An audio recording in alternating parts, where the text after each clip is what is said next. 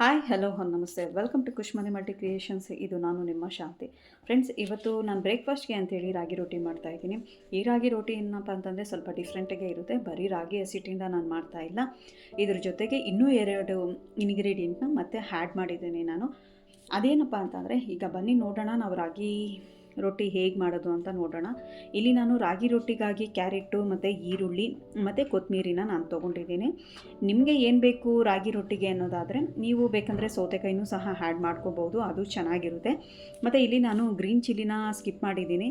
So ನಮ್ಮನೇಲಿ green chilli ಸ್ವಲ್ಪ ತಿನ್ನೋದು ಕಡಿಮೆನೇ, ಆದ್ದರಿಂದ ನಾನು ಇಲ್ಲಿ ಸ್ಕಿಪ್ ಮಾಡಿದ್ದೀನಿ. ನೀವು ಬೇಕಂತಂದರೆ ಗ್ರೀನ್ ಚಿಲ್ಲಿನ ಆ್ಯಡ್ ಮಾಡ್ಕೊಳ್ಳಿ. ಆ್ಯಡ್ ಮಾಡಿ ಚೆನ್ನಾಗೇ ಇರುತ್ತೆ, ಅದು ಖಾರ ಖಾರ ಇದ್ದರೆ ಇನ್ನೂ ಚೆನ್ನಾಗಿರುತ್ತೆ. ರಾಗಿ ರೊಟ್ಟಿ ನಮಗೆ ರಾಗಿ ಮುದ್ದೆ ಎಷ್ಟು ಇಂಪಾರ್ಟೆಂಟೋ ಅದೆಷ್ಟು ಎಲ್ತಿಗೆ ಒಳ್ಳೆಯದೋ ಹಾಗೆಯೇ ರಾಗಿ ರೊಟ್ಟಿ ಸಹ ತುಂಬಾ ಎಲ್ತಿಗೆ ಒಳ್ಳೆಯದು. ಮತ್ತು ಈಗ ಕೆಲವೊಂದು ಮಕ್ಕಳು ರಾಗಿ ಮುದ್ದೆ ಅಂತಂದರೆ ತಿನ್ನಲ್ಲ. ಅಂಥ ಟೈಮಲ್ಲಿ ನಾವು ರಾಗಿ ರೊಟ್ಟಿನ ಮಾಡಿಕೊಡೋದ್ರಿಂದ ಮತ್ತು ಬಿಸಿ ಬಿಸಿ ಮಾಡಿಕೊಡೋದ್ರಿಂದ ಇವೆಲ್ಲ ನಾವು ರಜೆ ಇರೋ ಟೈಮಲ್ಲಿ ಆಗಿರ್ಬೋದು ಮತ್ತು ವೀಕೆಂಡಲ್ಲಿ ಆಗಿರ್ಬೋದು, ಈ ಥರ ಇದ್ದಾಗ ಮಾಡಿಕೊಟ್ರೆ ಬಿಸಿ ಬಿಸಿ ತಿನ್ನೋದಕ್ಕೆ ಮಕ್ಕಳಿಗೆ ಚೆನ್ನಾಗಿರುತ್ತೆ.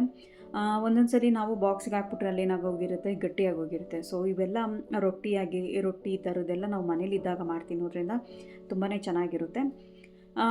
ಮಕ್ಕಳು ಮುದ್ದೆ ತಿನ್ನಲ್ಲ ಅಂದಾಗ ನಾವು ಈ ಥರ ರಾಗಿ ರೊಟ್ಟಿನೂ ಸಹ ಮಾಡಿ ಕೊಡ್ಬೋದು. ರಾಗಿ ರೊಟ್ಟಿ, ಅಕ್ಕಿ ರೊಟ್ಟಿ, ರವೆ ರೊಟ್ಟಿ ಈ ಥರ ಎಲ್ಲ ಮಾಡಿ ಕೊಡ್ಬೋದು. ಮತ್ತು ನಾನೇನಪ್ಪ ಅಂತಂದರೆ, ನಮಗೆ ಇವಾಗ ರಾಗಿ ರೊಟ್ಟಿ ನಮ್ಮ ಕರ್ನಾಟಕದ ರಾಗಿ ಮುದ್ದೆ ಹೆಂಗೆ ಫೇಮಸ್ಸು, ರಾಗಿ ರೊಟ್ಟಿನೂ ಸಹ ಅಷ್ಟೇ ಫೇಮಸ್ ಅಂತಲೇ ಹೇಳ್ಬೋದು.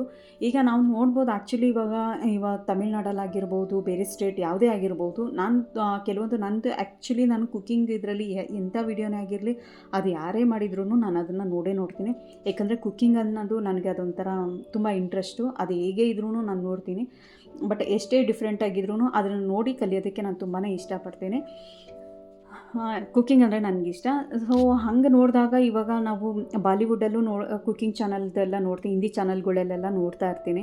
ಅದರಲ್ಲೂ ಅಷ್ಟೇ ರಾಗಿ ರೊಟ್ಟಿ ಮತ್ತು ಆಂಧ್ರ ಸ್ಟೈಲ್ ಆಗಿರ್ಬೋದು, ಮತ್ತು ಇದು ತಮಿಳ್ನಾಡು ಆಗಿರ್ಬೋದು, ಈ ಥರ ತುಂಬ ಕಡೆ ರಾಗಿ ರೊಟ್ಟಿ ಮಾಡಿರೋದನ್ನು ನಾನು ನೋಡಿದ್ದೀನಿ. ಅಂದರೆ ಅವ್ರಿಗೆ ಗೊತ್ತಾಗಿದೆ ರಾಗಿ ಎಷ್ಟು ಇಂಪಾರ್ಟೆಂಟು, ಅದು ಎಷ್ಟು ಹೆಲ್ತ್ಗೆ ಒಳ್ಳೆಯದು ಅಂತ ನಮಗೆ ಅಲ್ಲಿ ನೋಡಿ ಸಹ ನಾವು ತಿಳ್ಕೊಬೋದು. ಬಟ್ ಏನಪ್ಪ ಅಂತಂದರೆ, ಈಗ ಮಕ್ಕಳು ತಿನ್ನಲ್ಲ ಅನ್ನೋ ಒಂದೇ ಒಂದು ಕಾರಣಕ್ಕೋಸ್ಕರ ಮತ್ತು ಬೆಳಗ್ಗೆ ಹೊತ್ತು ಬೇಗ ಅದನ್ನು ಮಾಡೋಕ್ಕಾಗಲ್ಲ ಅಂತ ನಾವು ಕೆಲವೊಂದು ಸರಿ ಅದನ್ನು ಸ್ಕಿಪ್ ಮಾಡಿಬಿಟ್ಟಿರ್ತೀವಿ. ಬಟ್ ಅದು ತುಂಬಾ ಹೆಲ್ತಿಗೆ ಒಳ್ಳೆಯದು ಅಂತೇಳಿ ನಾನು ಇದನ್ನು ಇಲ್ಲಿ ತೋರಿಸ್ಬೇಕು ಅಂತ ಇಷ್ಟಪಡ್ತಾ ಇದ್ದೀನಿ. ಈಗ ನೀವು ನೋಡ್ಬೋದು, ನಾನು 3-4 ಈರುಳ್ಳಿಯಷ್ಟು ಆದಷ್ಟು ಸಣ್ಣದಾಗಿ ಹಚ್ಕೊಳ್ಳಿ. ನಾನು ಹಚ್ಚಿಟ್ಕೊಂಡಿದ್ದೀನಿ. ಮತ್ತು ಒಂದು ಕ್ಯಾರೆಟು ಮತ್ತು ಕೊತ್ತಂಬರಿ ಹಾಕಿಟ್ಕೊಂಡಿದ್ದೀನಿ. ಈಗ ರಾಗಿ ರೊಟ್ಟಿಗೆ ಅಂತ ಹೇಳ್ಬಿಟ್ಟು ನಾನು 2 ಕಪ್ಪು ರಾಗಿ ಹಸಿಟ್ಟನ್ನ ತೊಗೊಂಡಿದ್ದೀನಿ. ನಾನಿಲ್ಲಿ 3 ಜನಕ್ಕೆ ಆಗೋಷ್ಟು ಮಾಡ್ತಾಯಿದ್ದೀನಿ. ಮತ್ತು ರಾಗಿ ಮೇನ್ ಆಗಿರೋದ್ರಿಂದ ರಾಗಿನ ನಾನು 2 ಕಪ್ ತೊಗೊಂಡಿದ್ದೀನಿ. ಮತ್ತು ಗೋಧಿನ 1 ಕಪ್ಪು ಅಷ್ಟು ತೊಗೊಂಡು ಎಲ್ಲ ಹಸಿಟ್ಟನ್ನ ಜರಡಿ ಹಿಡಿದು ಇಟ್ಕೊತಾ ಇದ್ದೀನಿ. ಮತ್ತು 1 ಕಪ್ಪು ಉಪ್ಪಿಟ್ಟು ರವೆ ಬರುತ್ತಲ್ಲ, ಅದನ್ನು ಹಾಕಿಟ್ಕೊಂಡಿದ್ದೀನಿ. ನೀವು ಬೇಕಂತಂದರೆ ಚಿರೋಟಿ ರವೆನೂ ಸಹ ಹಾಕ್ಕೊಬೋದು, ಅದು ಸಹ ತುಂಬಾ ಚೆನ್ನಾಗಿರುತ್ತೆ ರೊಟ್ಟಿಗೆ. ಈಗ ಇದನ್ನು ನಾನು 3 ಮಿಕ್ಸ್ ಮಾಡಿದ್ದೀನಿ. ಈ 3 ಮಿಕ್ಸ್ ಮಾಡಿ ತಿನ್ನೋದ್ರಿಂದನೂ ಸಹ ನಮಗೆ ರೊಟ್ಟಿ ತುಂಬಾ ಚೆನ್ನಾಗಿರುತ್ತೆ ಮತ್ತು ಹೆವಿ ಕ್ರಿಸ್ಪಿಯಾಗಿರುತ್ತೆ. ಈಗ ನೋಡ್ಬೋದು, ನಾನು ಏನು ರೆಡಿ ಮಾಡಿ ಇಟ್ಕೊಂಡಿದ್ನೋ, ಆನಿಯನ್ ಆಗಿರ್ಬೋದು, ಕೊತ್ತಂಬರಿ, ಕ್ಯಾರೆಟ್ ಇವನ್ನೆಲ್ಲನೂ ನಾನು ಹಾಕಿಟ್ಕೊಂಡಿದ್ದೀನಿ. ಜೊತೆಗೆ ಉಪ್ಪು ಮತ್ತು ಜೀರಿಗೆ ಇಷ್ಟು ಹಾಕಿ ಮಿಕ್ಸ್ ಮಾಡ್ಕೊತಾ ಇದ್ದೀನಿ. ಜೀರಿಗೆ ಹಾಕೋದ್ರಿಂದನೂ ತುಂಬ ಚೆನ್ನಾಗಿರುತ್ತೆ, ಜೀರ್ಣನೂ ಆಗುತ್ತೆ ಅಂತ ಹೇಳ್ತಾರೆ. ಮತ್ತು ಅದು ಬಾಯಿಗೆ ಸಿಕ್ಕಿದಾಗ ಅದೊಂಥರ ಡಿಫ್ರೆಂಟಾಗಿ ಟೇಸ್ಟ್ ಸಿಗುತ್ತೆ. ಇವನ್ ಹೆಲ್ತಿ ಕೂಡ ಅಲ್ವಾ, ಆರಾಮಾಗಿ ಹಾಕ್ಕೊಂಡು ಮಾಡ್ಕೋಬೋದು ನಾವು. ಈಗ ಜೊತೆಗೆ ನಾನು ಸ್ವಲ್ಪ ಎಣ್ಣೆ ಹಾಕ್ಕೊತಾ ಇದ್ದೀನಿ. ಎಣ್ಣೆ ಹಾಕಿ ಮಾಡೋದ್ರಿಂದನೂ ನಮಗೆ ಅದು ಅಷ್ಟು ಅಂಟಂಟು ಬರಲ್ಲ. ಕ್ಲೀನಾಗೆ ನಾವು ತಟ್ಕೋಬೇಕಾದ್ರೆ ಅದೆಲ್ಲ ಕ್ಲೀನಾಗೆ ತಟ್ಕೊಬೋದು. ಇದು ರೊಟ್ಟಿನ ತಟ್ಟಿ ತಿನ್ನಬೇಕು ಅಂತ ಹೇಳ್ತಾರೆ. ಕೈಯಲ್ಲಿ ನಮ್ದೇನು ಫಿಂಗರ್ಸ್ ಇರುತ್ತೋ ಅಷ್ಟು ಫಿಂಗರ್ಸಲ್ಲಿ ತಟ್ಟಿ ತಿನ್ನಬೇಕು ಅಂತ ಹೇಳ್ತಾರೆ. ಸೊ ಅದರಿಂದ ನಾನು ತಟ್ಕೊಳಕ್ಕೆ ಈಸಿ ಆಗುತ್ತೆ ಅಂತೇಳಿ ನಾನು ಎಣ್ಣೆ ಹಾಕ್ಕೊತಾ ಇದ್ದೀನಿ. ಬೇಕಂತಂದರೆ ನೀವು ಕಾಯಿಸಿರೋ ಎಣ್ಣೆ ಇದ್ದರೆ ಕಾಯಿಸಿರೋ ಎಣ್ಣೆ ಸಹ ಹಾಕ್ಕೋಬೋದು. ಮತ್ತು ಇನ್ನೂ ನನ್ನ ಚಾನಲ್ಗೆ ಯಾರೆಲ್ಲ ಸಬ್ಸ್ಕ್ರೈಬ್ ಆಗಿಲ್ವೋ ಸಬ್ಸ್ಕ್ರೈಬ್ ಆಗಿ ಬೆಲ್ ಐಕಾನ್ ಪ್ರೆಸ್ ಮಾಡಿ, ಆದಷ್ಟು ಶೇರ್ ಮಾಡಿ ಅಂತ ಕೇಳ್ಕೊತೀನಿ.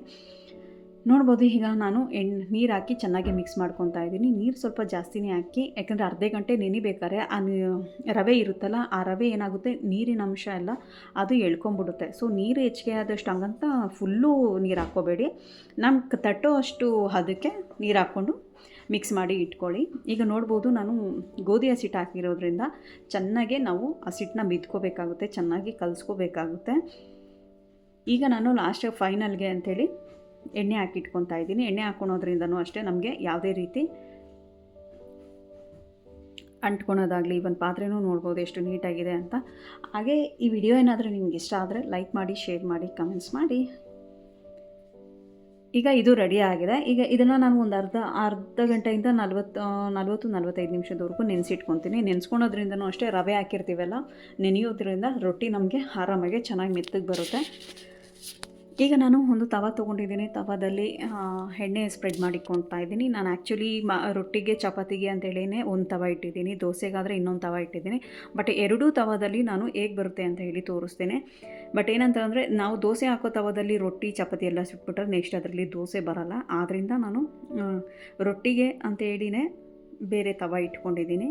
ಇದು ಆ್ಯಕ್ಚುಲಿ ಇದು ನನ್ನ ರೊಟ್ಟಿ ತವ ಅಂತಲೇ ಹೇಳ್ಬೋದು. ಈಗ ನಾನು ಆ ರೊಟ್ಟಿನ ಚೆನ್ನಾಗಿ ನಿಮಗೆ ತೆಳ್ಳಗೆ ಎಷ್ಟು ತೆಳ್ಳಗೆ ಬೇಕೋ ಅಷ್ಟು ತೆಳ್ಳಗೆ ತಟ್ಕೊಳ್ಳಿ. ಇದು ಎಲ್ಲ ಬಿಸಿ ಬಿಸಿ ತಿಂದ್ರೇ ತುಂಬ ಚೆನ್ನಾಗಿರುತ್ತೆ.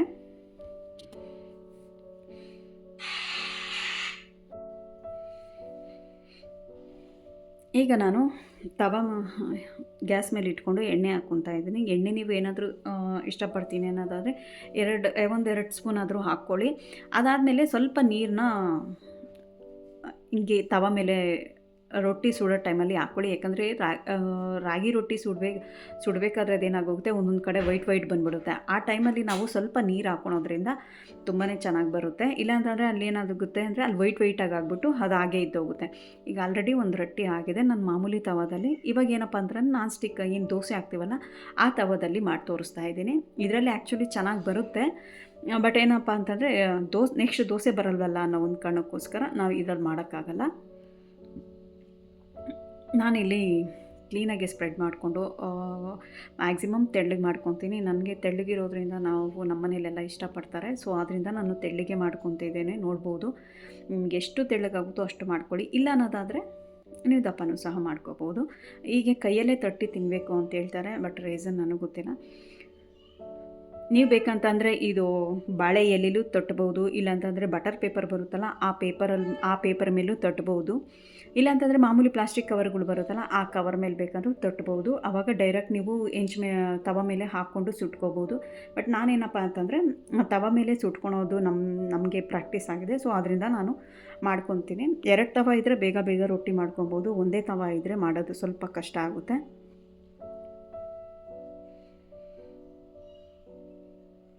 ಅದರಲ್ಲೂ ಜನ ಜಾಸ್ತಿ ಇದ್ದಾಗ ನಾವು ರೊಟ್ಟಿಗಳು ಮಾಡಬೇಕು ಅಂತಂದರೆ ಅಟ್ಲೀಸ್ಟ್ 2 ತವ ಇರಲೇಬೇಕಾಗುತ್ತೆ.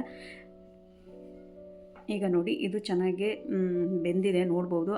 ಆಲ್ರೆಡಿ ತವಾಗೆ ರೊಟ್ಟಿ ಅಂಟ್ಕೊಂಡೇ ಇಲ್ಲ. ಅದಷ್ಟು ಅದೇ ಕ್ಲೀನಾಗಿ ಬಂದ್ಬಿಡುತ್ತೆ, ಅಷ್ಟು ನೀಟಾಗಿ ಬಂದ್ಬಿಡುತ್ತೆ.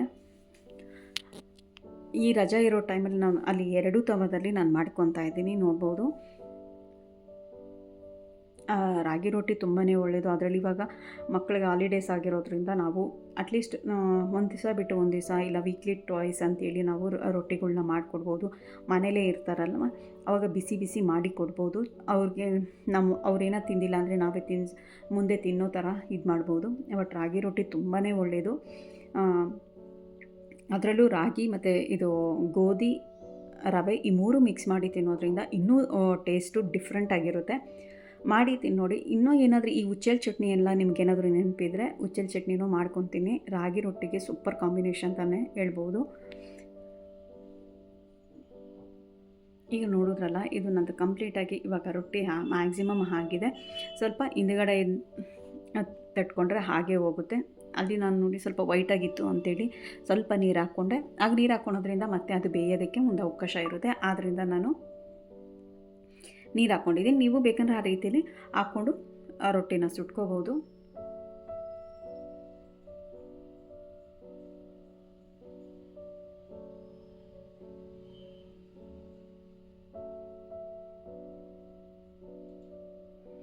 ರಾಗಿ ರೊಟ್ಟಿಗೆ ಟೊಮೊಟೊ ಚಟ್ನಿ, ಈರುಳ್ಳಿ ಚಟ್ನಿ ಮತ್ತು ಕೋಕೋನಟ್ ಚಟ್ನಿ, ಕಡಲೆಬೀಜ ಚಟ್ನಿ, ಕಡಲೆಬೀಜ ಚಟ್ನಿನೂ ತುಂಬಾ ಚೆನ್ನಾಗಿರುತ್ತೆ. ಅದನ್ನು ಬೇಕಂದ್ರೂ ಸಹ ಮಾಡ್ಕೋಬೋದು.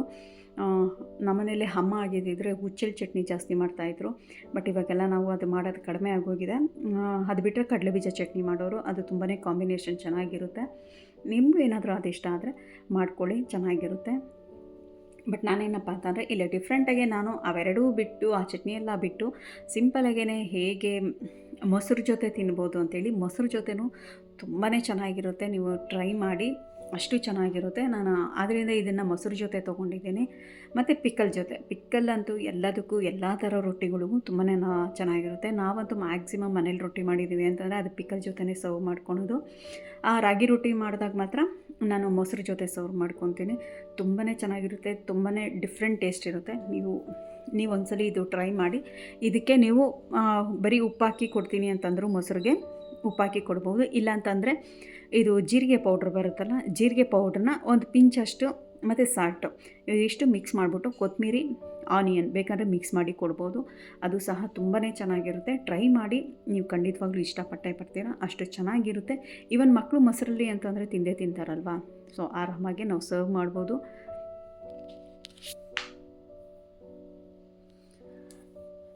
ಸೊ ಇದಾಗಿತ್ತು ಈ ಚಳಿಗಾಲದ ಈ ಕ್ರಿಸ್ಮಸ್ ಹಾಲಿಡೇಗೆ ಅಂತೇಳಿ ನಾನು ಮಾಡಿರೋ ರೊಟ್ಟಿ. Thank you friends, thanks for watching.